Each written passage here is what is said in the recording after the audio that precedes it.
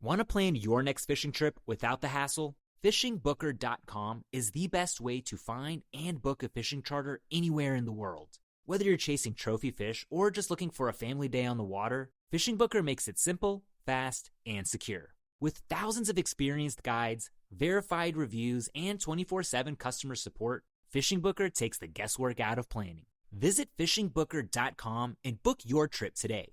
Fishing Booker. Fishing trips made easy. Friends of NRA is your chance to support our Second Amendment rights and preserve America's hunting traditions. Join Friends of NRA at one of our 600 exciting events nationwide. From games to auctions and exclusive firearms, Friends of NRA events are your chance to support a cause you care about while having a great time with patriots in your community. Whether you're a seasoned shooter, an avid hunter or outdoorsman, or passionate about freedom, there's a place for you within Friends of NRA. Visit friendsofnra.org to find an event near you. Stand up for freedom with the Friends of NRA.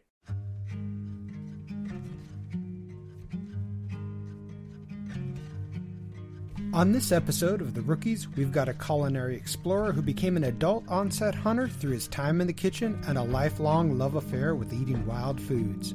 You may recognize the voice, but we're going to hear some new stories from one of Harvesting Nature's own. You're not going to want to miss this episode of The Rookies.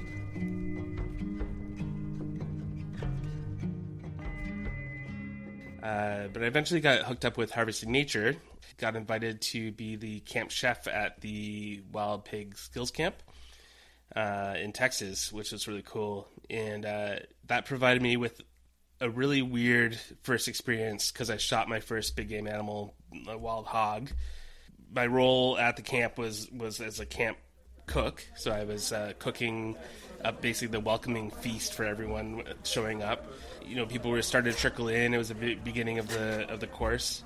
There was a pig spotted on the back fence near the where the buildings are in the kitchen, and someone shouted like, "Hey Adam, there's a pig. Do you want to shoot it?" And I was like, "Okay, I guess." And I still had my apron on. I was literally baking cookies. I was baking pig fat cookies, and I took the apron off and I ran outside. And one of my coworkers, friends there, gave me his rifle. And I sighted in at this wild pig, and I was using patio furniture to prop up my gun. And I recall shouting back, "Someone take those cookies out of the oven," because I knew they were going to burn. Took the shot, and it was a difficult kind of shot because they were moving around a lot, which wild pigs do. I hit it in the neck, and then my coworker and friend finished it off for me. With a shot just because he had the height on it. And I ran out and pulled the pig back and hung it up, and then got washed up and went and continued cooking because everyone was showing up. And cookies turned out great. Someone took them out for me and they didn't burn, so that was good.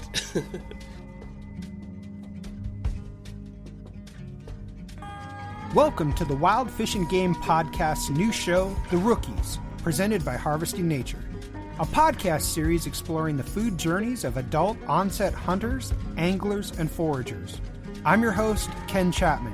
I'm a newbie hunter, a poor angler, wannabe forager, amateur cook, and full-time eater who is on a journey to know where my food comes from and have some great meals with good friends along the way. This series is for us and by us, the first-timers, the newbies, the rookies. In each episode, we'll meet new hunters, anglers, and foragers, real people discussing real food on a real adventure to learn how to put wild fish, game, and forageables into everyday meals. We'll learn what inspired them and how they're building their knowledge and skills. We'll talk about their experiences in the field and at the table. Most importantly, what keeps them coming back for more.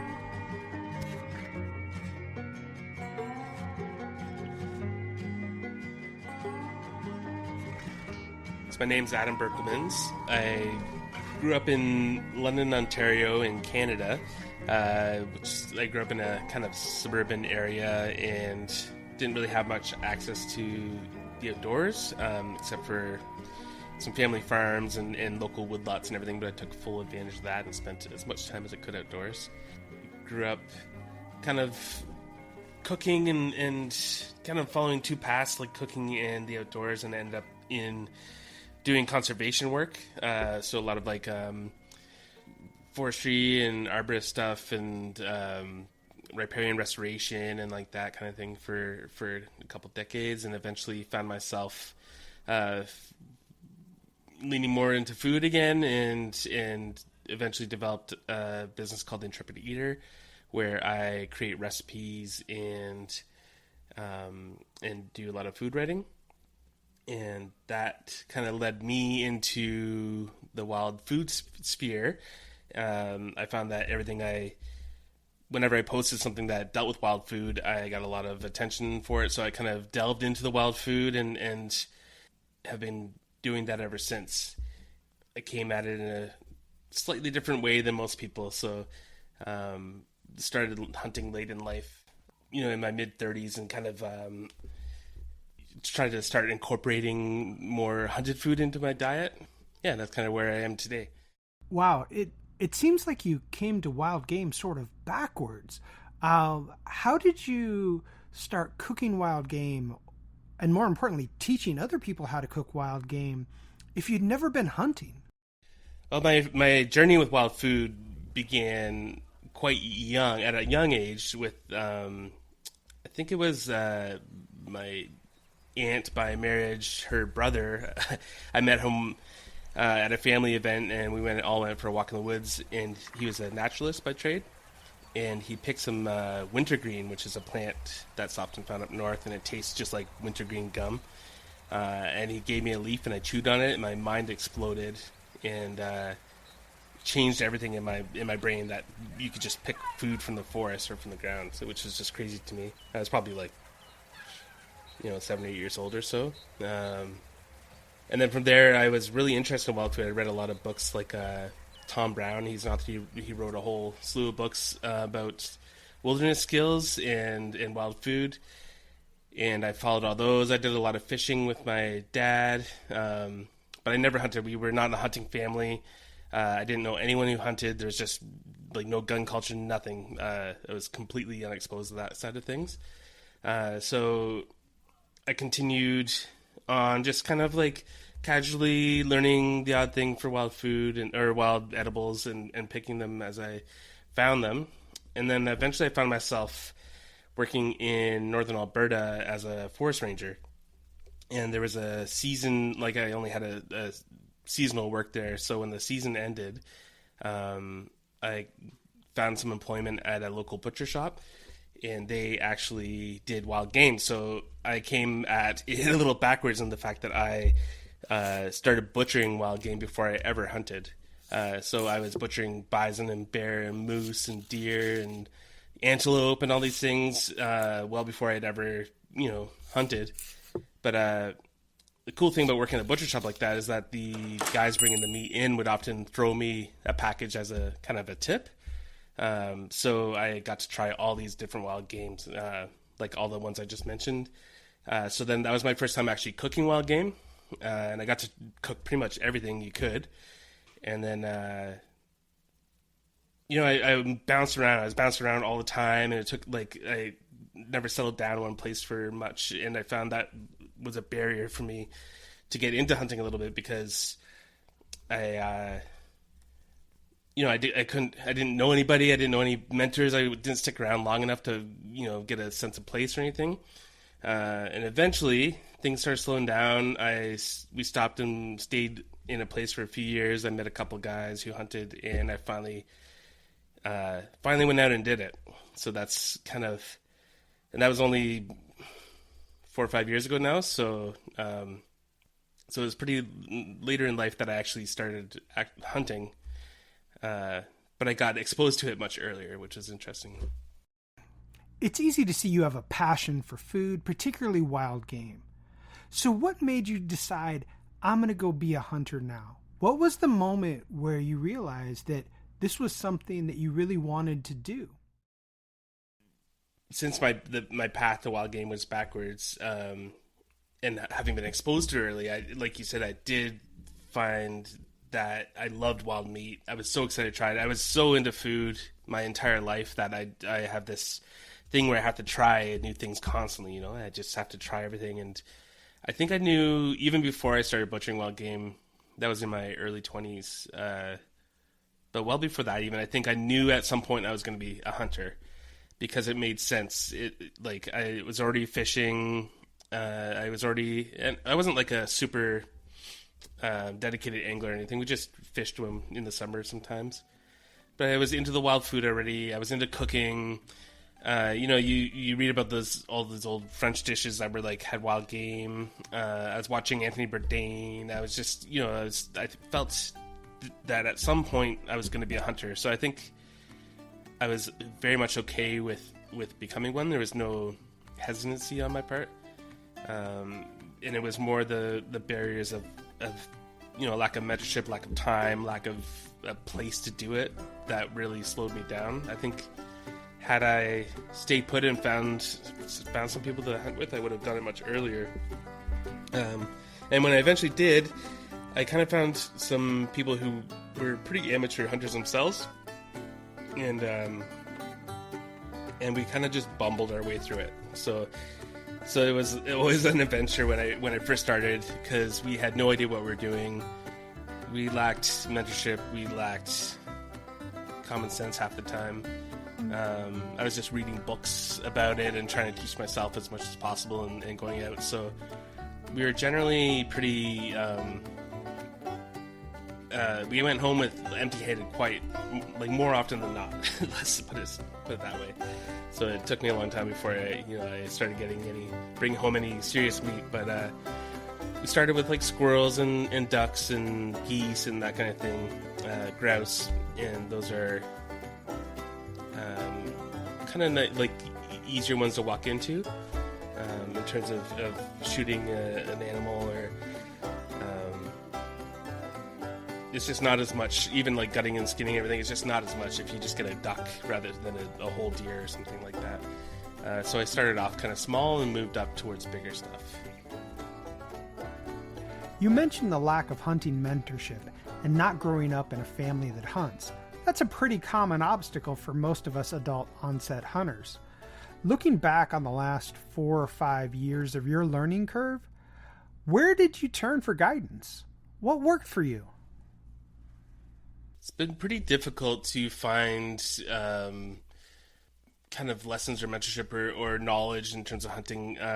Being an adult onset hunter, I've had to, and just having no one in my family or no one I know who's done it a lot, especially when I first started. I just stumbled and bumbled my way through it. I read the meat eater books. I read as many books as I could about the subject. I was looking at things online, watching videos, and just spending a lot of time in nature. And I found the sitting in nature was more impactful, I think, sometimes than the books. Since I already knew how to butcher in some of those technical things, I think that's where the books really would have come in handy if I hadn't known that. I spent a lot of time working in the woods and just playing in the woods and being in the woods growing up, and seeing animals all the time and watching deer, not through the scope, like just sitting on a rock and watching things go by. So I think that was actually more instrumental in helping me hunt than anything else. The guys I was hunting with were all pretty new too, and they didn't have any idea what they were doing either, so we're kind of in it together. And any scraps of information we could pick up from, old neighbor or something like that, we would just kind of add to the pile. And since starting, I've joined Harvesting Nature. I've made other friends who are longtime hunters, and now I'm getting into more of the nitty-gritty of it. So, I'm learning about all the intricacies of turkey hunting and moose hunting and deer hunting and stuff like that, and pig hunting too. So yeah, my knowledge, like, it was a slow start, but now it's all kind of combining and turning into something that I hope will look something like I know what I'm doing, but we'll see. For a lot of newbies, the idea of field dressing and processing wild game seems really daunting. What advice would you have for a newbie who's looking at getting into butchering for the first time? Well, butchering is tough and easy simultaneously. It's tough because it's just hard work to begin with, and it just takes a lot of experience to do it with finesse. But it's easy in the fact that you can just hack away at something with a knife and you still end up with meat. So I would say the biggest lesson I learned is to take your time, don't rush it. Look for the natural seams. Like every muscle group has got a natural seam, and when you slow down and take the time to look at it, you can often see where the knife should go. And I would say learn your cuts, whether it's from a book or from a course. Like, it's important to learn your cuts, and then just practice. So that's like the thing that no one wants to hear, but it's just true. My first attempt looked horrible, and now I can do it a little bit better. I'm not like an expert butcher by any means, but I can quickly take apart an animal and feel good about it, and it comes just from practice. So don't bring your animals to the butcher. Like, do it yourself, even if it's going to end up kind of shoddy at first. And the more you do it, the more you learn about it, the nicer it'll be. And then eventually you'll be, making your own cuts exactly the way you want them, the size you want them. Everything's going to be a lot better. You're not going to end up with weird frozen leg steaks and whatever else you end up with from the butcher. And there's lots of resources out there, Harvesting Nature being a big one. Meat Eater, there's lots of other ones that are like just great resources. So, watch a video, listen to a podcast, take your time, and get all that practice in as much as you can. That's great advice. We can get some practice just by switching up some of our buying habits at the grocery store. Get a whole chicken, not just the package of parts, and break it down at home. One of my first attempts at butchering was a leg of lamb.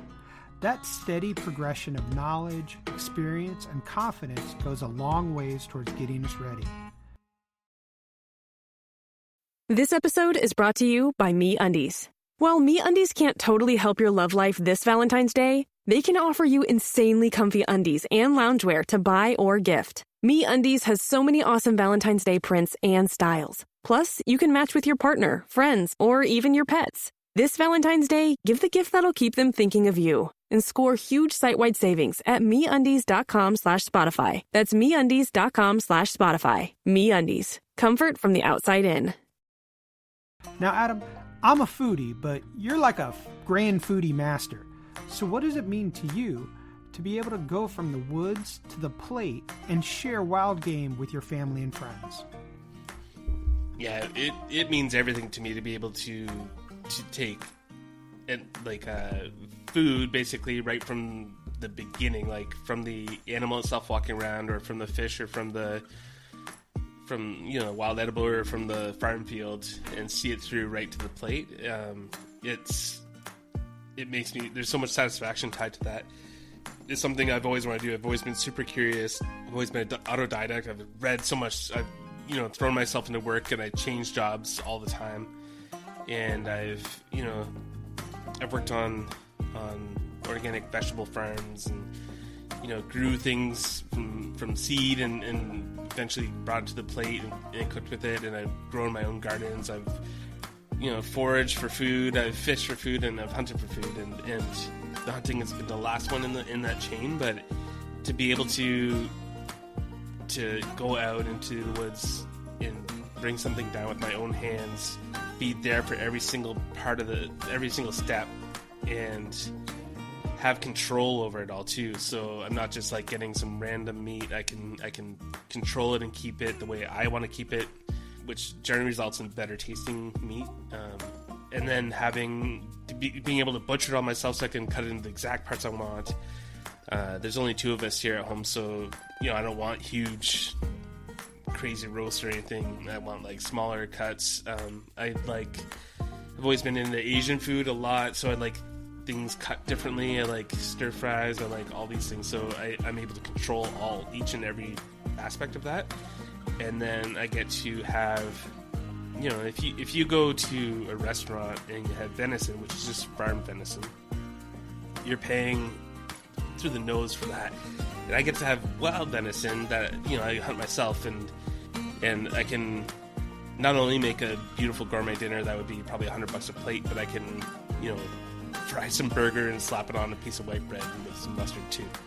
And that's delicious in its own right, and I have the opportunity to do that, which you're not going to go to the store and buy like a $50 piece of meat and just put it on white bread with mustard probably. But I like having the whole range in front of me and being there from start to finish, and it's been incredible to be able to do that, and to be able to do that with so many different animals, because I've hunted quite a few different animals now, and at any point in time my freezer's full of moose and deer and muskrats and beaver and all like lake fish and sea fish and all sorts of different things. So it's been really, really cool to be able to taste and experience the bounty of nature, basically. I love it. I get the sense that you're a culinary tourist on a grand food adventure. So what surprises you these days? What keeps you going? I don't know if anything surprises me in the kitchen, just because it all kind of does, I guess. I don't know. It's a hard thing to say. Oh, one thing, actually, I like a dinner I ate tonight, dinner I cooked, I made like a turkey thigh, like wild turkey thigh. And it was, I just got my first 2 turkeys last year, and I had the thighs still in the freezer, and I cooked it up, and it was, if you served it to people would be shocked to hear it was turkey. It's so much like roast beef. It's so dark. It's so rich. It's incredible, and it's incredible that is turkey compared to like the farm turkey. So maybe that's where some of the surprises I get are just how different wild game can be than farmed animals sometimes. And I love all the different nuances and flavor that you can find in wild game and wild food. We're trained to, for everything to always taste the same. Like, that's the important thing at the grocery store. Everything tastes the same, has the same texture, has the same fat content. Everything at a restaurant should always taste the same. And with wild food, you don't get that. So you kind of have this consistent series of mini surprises every time you're cooking and eating it, because, it cooks a little different, it tastes different. Deer can taste different from one region to the next. A male deer can taste different than a female deer, or a young deer can taste different than an old deer, and there's always these mini surprises, and I kind of love that about wild game. It keeps me on my toes and keeps things ever changing and different, which is really cool. I love it. Wild game lets us celebrate the inconsistencies and keep learning. What else are you learning? I kind of learn every time I'm in the kitchen just by being reactionary to the food that I'm cooking, and listening, as it were, to what it's telling me, and reacting to that. The turkey thigh, for example, that I cooked for this evening for supper, I was expecting I was kind of braising and I wanted to pull. I cooked it for like 3.5 hours, and it still wasn't ready to do that, and I was hungry, so we had a sliced turkey instead of pulled turkey. So it's kind of, now I know that that was my first wild turkey thigh that I cooked, so now I know going forward what to expect. In terms of like learning outside of the kitchen, one thing I love to do is purchase cookbooks from like not from other countries, but dealing with another culture's food, whether that be Chinese or Thai or Russian or Polish or Colombian or whatever. And I find reading those cookbooks front to back, I learn so much. And people are sometimes obsessed with buying those old wild game books and wild game cookbooks, and some of them are amazing. There's some amazing authors out there doing crazy stuff like Hank Shaw and Jesse Griffiths, and even Harvesting Nature. But I find often you can learn so much more about food and cooking and apply to wild game by reading about other cultures' food, because they're often dealing with old chickens or wild game from wherever they are, or wild ingredients or farmed ingredients that haven't been turned into bland sweetness like ours are. So I think that learning about other cultures' food and cooking and applying it to the food in the kitchen, in particular wild game, has been one of my favorite things and has helped me learn more about it, I think, which has been great. I want to go back to something you said earlier about how you spent a lot of time in nature. as a kid, a forest ranger, and even working on a farm. In this day and age, a lot of folks feel disconnected from nature. We live in concrete jungles, stare at our phones, and watch the dumpster fire of world events 24/7. So for someone who has spent a fair amount of time outdoors, how has hunting changed your relationship with nature? I think my relationship with nature has been evolving my whole life, and adding hunting and wild game into it has brought it to a new level in a way. Being a hunter, being out, the hunting big game in the woods or outside, you have to turn on senses that don't get much of a workout in suburban or urban or even country life. You're more aware of things, you see things, you smell things, you feel things, you become closer to nature, and your observation skills kind of blossom and bloom, and you can feel every breath of wind, every tick crawling up your pants, everything when you're in the woods hunting. And I feel like just that in itself really, really brings you closer to nature and makes you understand how important wild spaces are. And on another side of the coin, I feel like being a hunter, when I killed my first birds, like geese and ducks and even chickens and turkeys on a farm, when you kill something, you feel way more connected to it. And something I think it's hard to understand for people who have never done it before, but you feel this like more respect, more of a connection. You don't feel like you're taking the life lightly, and then I feel this driving need to use the entire thing. Store-bought food, you're bringing it home, you don't really have any connection to it. If you don't get to it, you throw it out or whatever. I'm like boiling down the feet. I'm using all the organs. I just feel this, like it would be such a horrible shame to waste something that I watched die and I killed, and having that connection to nature is different too. And I feel like I'm part of the system and very much part of like the animal's kind of life cycle, and I don't ever want to waste it. And I don't feel I could never feel content now just to sit back and let agribusiness feed me anymore. I want to grow it. Like I want to know people who are growing my food. I want to go out and get it myself. I want to be part of I want to be part of it all, and that's brought me closer to nature, very much in a very big way. And then lastly, the living in seasons. Like as a hunter, angler, forager, you're very much tied to the seasons, and as a farmer or gardener too, which I've done both. You're in tune with the seasons like you never are otherwise. You know exactly when you're looking forward to the turkey season, bass season, deer season, duck season, and you're outside for every single one of those seasons, and you're really in touch with it.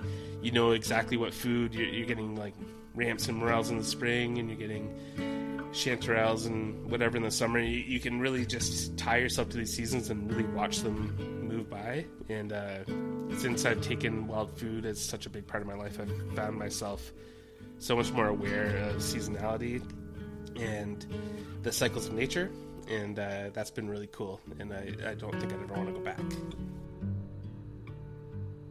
Tie yourself to the seasons. That's powerful life advice.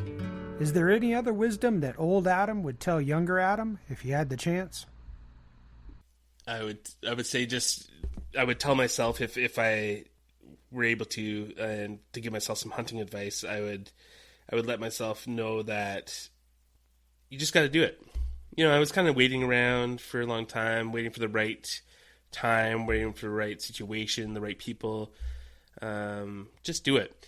There's a lot of opportunity to educate yourself online now. There's videos, there's podcasts, there's photo guides, there's even people who will help mentor you digitally or virtually.